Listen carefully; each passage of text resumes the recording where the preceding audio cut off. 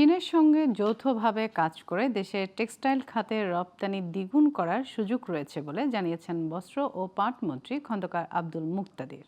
সোমবার রাজধানীর জিডিপিসি মিলনায়তনে চীন বাংলাদেশ টেক্সটাইল অ্যান্ড ফ্যাশন কনফারেন্সে তিনি একথা বলেন। মন্ত্রী আরও বলেন, চীনের সহযোগিতায় বাংলাদেশের টেক্সটাইল ও ফ্যাশন খাত আরও শক্তিশালী করা সম্ভব।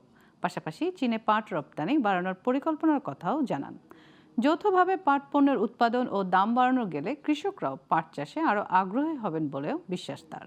একই সাথে টেক্সটাইল খাতের উন্নয়নে চীন ও বাংলাদেশের বিশ্ববিদ্যালয়গুলোর মধ্যে শিক্ষা ও গবেষণায় সহযোগিতা বাড়ানোর কথাও জানান মন্ত্রী।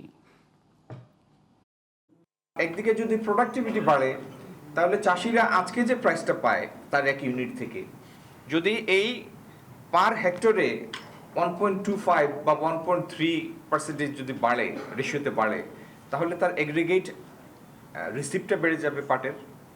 তো চাষি উৎসাহিত হবে আরও বেশি বেশি জায়গায় পাট চাষ করার জন্য।